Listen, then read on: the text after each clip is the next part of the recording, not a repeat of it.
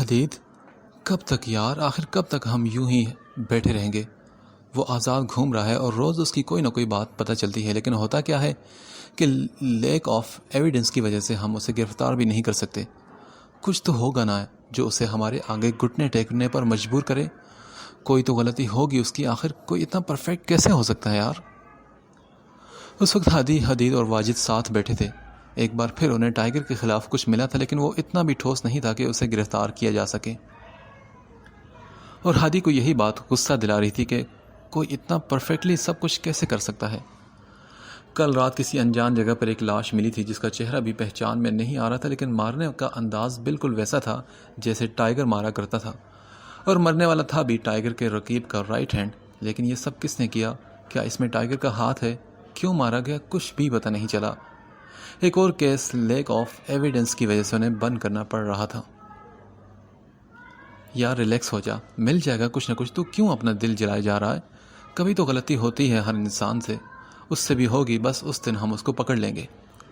حدید نے اسے ریلیکس کرتے ہوئے کہا، ورنہ ہادی کے انداز سے تو ایسا لگ رہا تھا کہ جیسے ابھی ٹائیگر اگر اس کے سامنے ہوتا تو وہ اسے شوٹ کر دیتا۔ واجد اس سب میں بس ان دونوں کی باتیں سن رہا تھا۔ وہ تینوں ہی دوست تھے، لیکن حدید اور ہادی زیادہ گہرے دوست تھے۔ واجد ان سے دور تھا، اتنا ان سے کلوز نہیں تھا، لیکن وہ اس پر ٹرسٹ کرتے تھے جس کا فائدہ ٹائیگر اٹھا لیا کرتا تھا۔ میرا نہیں خیال کہ یہ کام ٹائیگر کا ہے، کیونکہ آج کل ٹائیگر اور ہاشم ایک ساتھ ہی کوئی پروجیکٹ کر رہے ہیں۔ ایسے میں ٹائیگر ہاشم کا سب سے وفادار بندہ نہیں مار سکتا۔ اور پھر تو یہ دیکھو تم لوگ کہ اس کا دل نہیں نکالا گیا، جبکہ ٹائیگر مارنے کے بعد دل نکال کر مرے ہوئے بندے کی لاش کے سامنے رکھتا ہے۔ میرے خیال سے تو یہ کام اس کا نہیں۔ واجد نے ان دونوں کا دھیان دوسری طرف کروایا تو ان لوگوں کو بھی مناسب لگا تھا۔ اس اینگل سے تو ان لوگوں نے سوچا ہی نہیں تھا۔ ہاں، بات تو واجد کی بھی ٹھیک ہے، لیکن کون مار سکتا ہے اسے؟ یہ تو ہاشم کا خاص بندہ تھا۔ حدید نے کہا تو واجد نے لا علمی سے شانے اچکائے، لیکن اس کا دل کر رہا تھا کہ جا کر ٹائیگر کا سر پھاڑ دے۔ دوسری طرف ہادی کا بھی فون مسلسل بج رہا تھا، لیکن اس نے دھیان نہ دیا۔ نمل آج کافی دنوں بعد باہر نکلی تھی، اور وہ بھی اکیلے، گارڈز کو چکمہ دے کر، لیکن اس کا اکیلے نکلنا اسے بھاری پڑ گیا۔ وہ گھر سے کافی دور آ گئی تھی جب اسے احساس ہوا کہ کوئی گاڑی اس کی گاڑی کے پیچھے آ رہی ہے۔ شام ہو چکی تھی اور جو روٹ اس نے لیا تھا وہ بھی کافی سنسان تھا۔ اکا دکا گاڑیوں کے علاوہ کوئی روڈ پر موجود نہ تھا۔ نمل نے گاڑی کی سپیڈ بڑھائی، وہ گاڑی مسلسل اسے فالو کر رہی تھی۔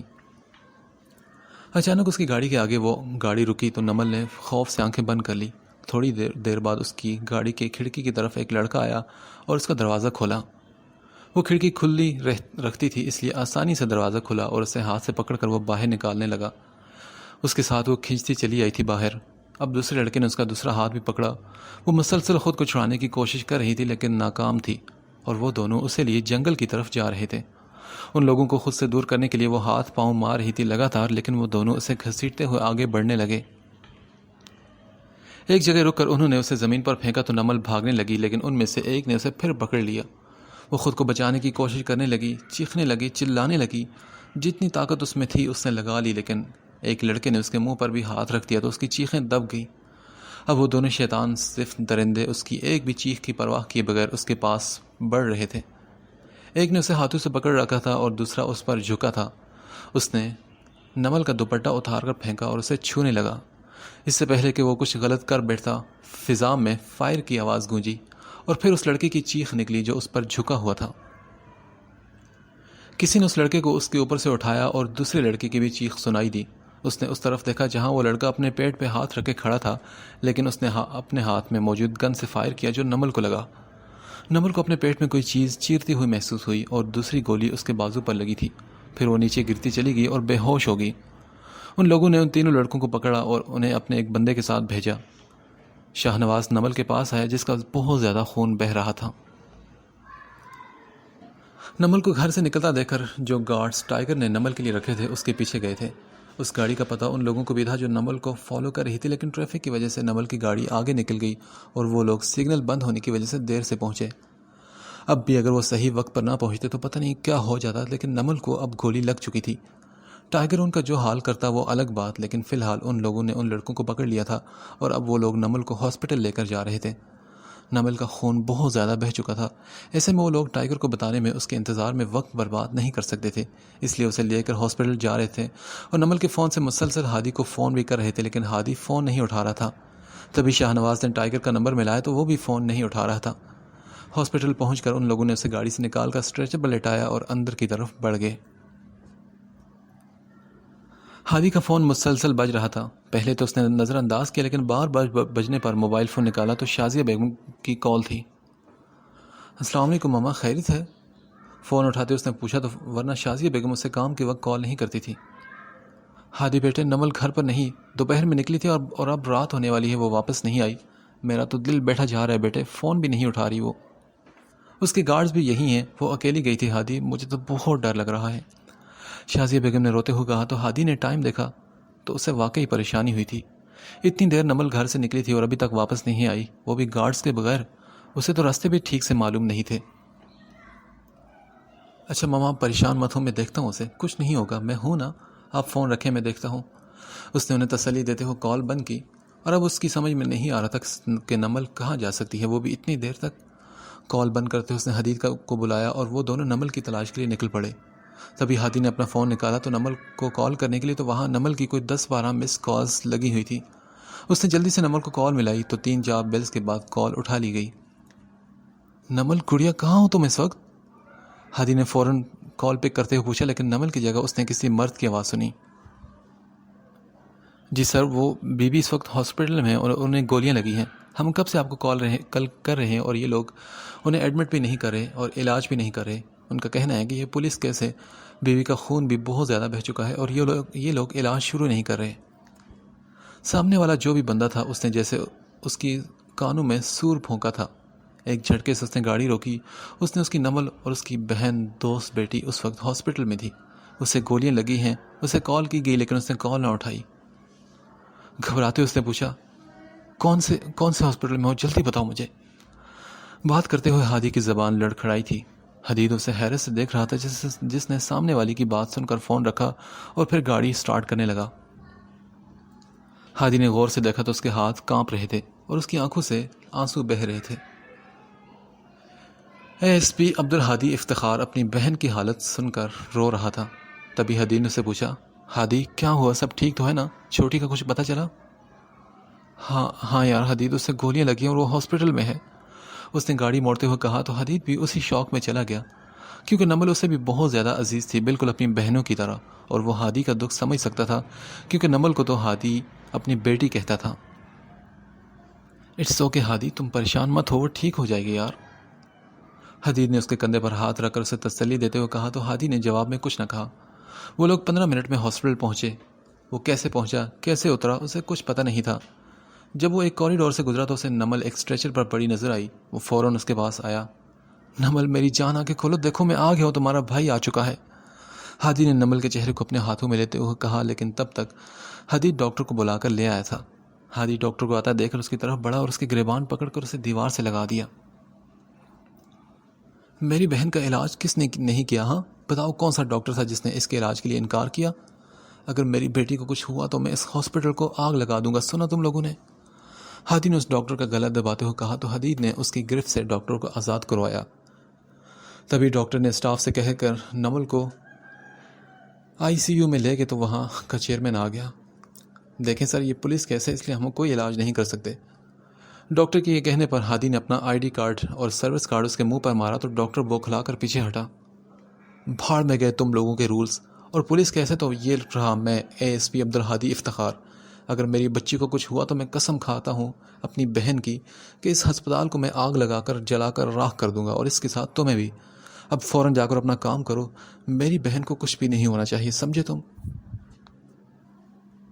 ہادی نے غصے سے دھاڑتے ہوئے کہا تو حدید نے ڈاکٹر کو وہاں سے بھیجا. تبھی ہادی ٹائیگر کے گارڈ کے پاس آیا. تم لوگ کون ہو؟ چھوٹی کیسے ملی تم لوگوں کو؟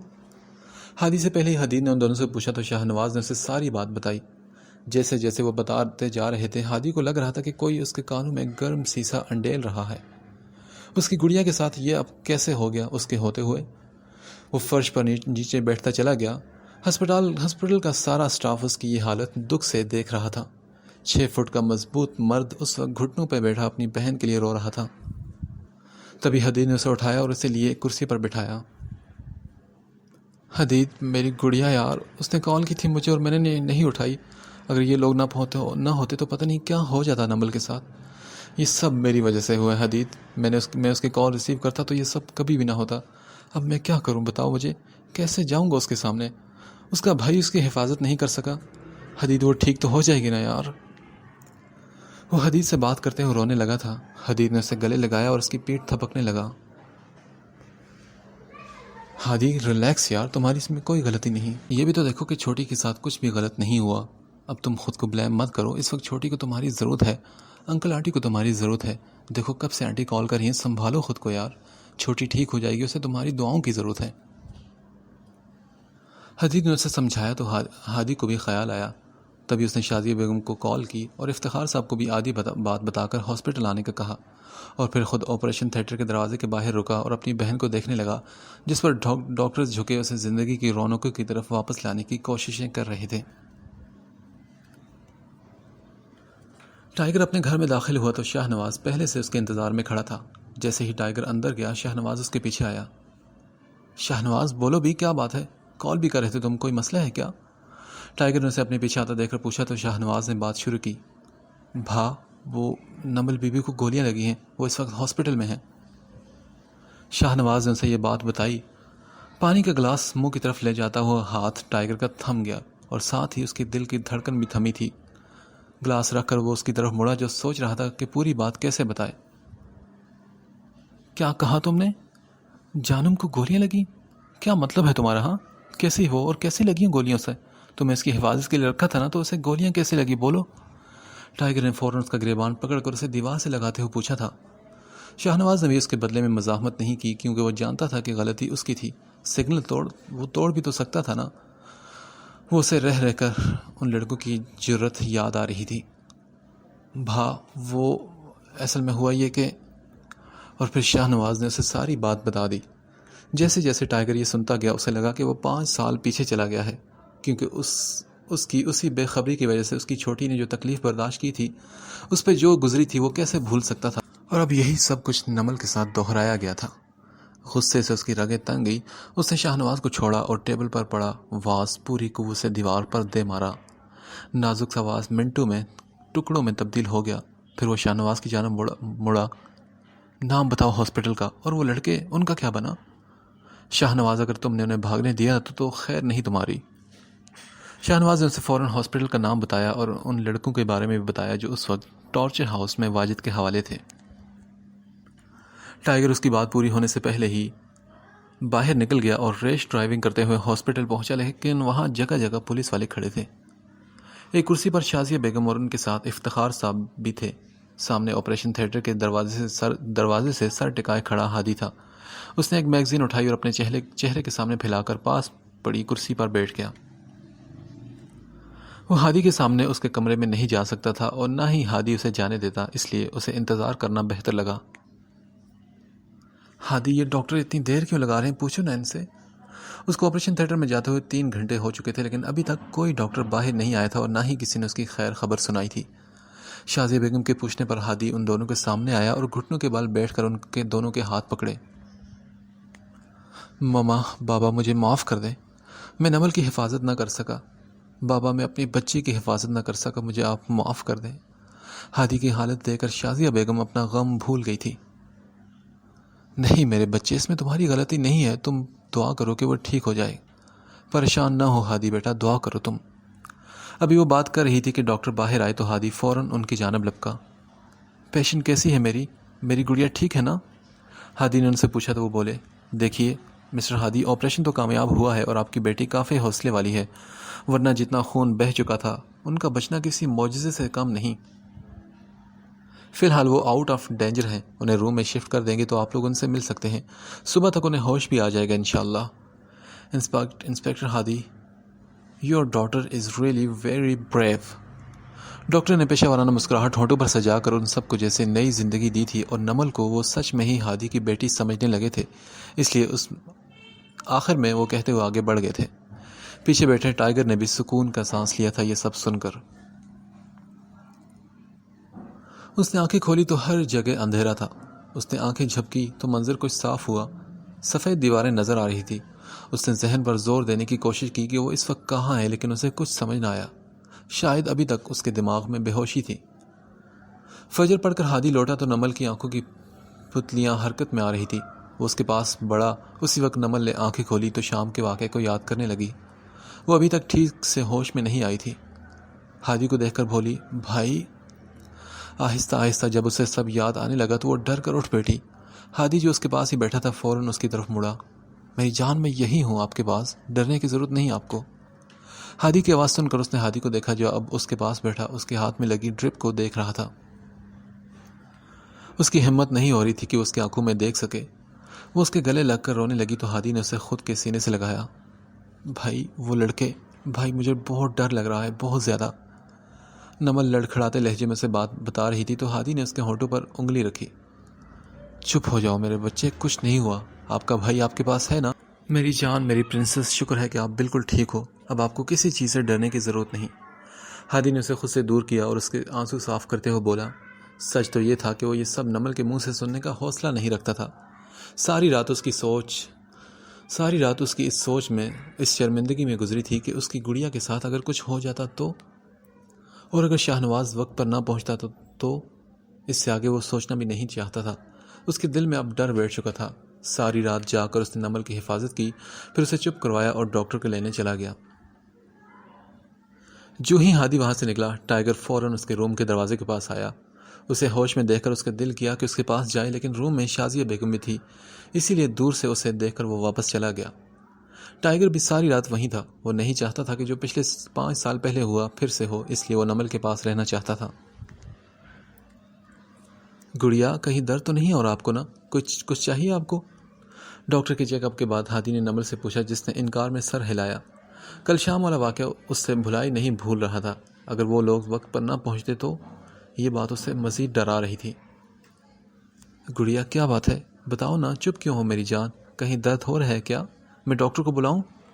ہادی نے اسے چپ دیکھ کر پوچھا تو وہ بولی، بھائی مجھے معاف کر دیں، میں اس بار گارڈز کے بغیر باہر گئی تھی، اس لیے یہ سب ہوا۔ بھائی وہ لڑکے میرے ساتھ بہت غلط کر سکتے تھے۔ بھائی اگر وہ لوگ نہ آتے تو میں کیا کرتی بھائی؟ اگر میرے ساتھ کچھ…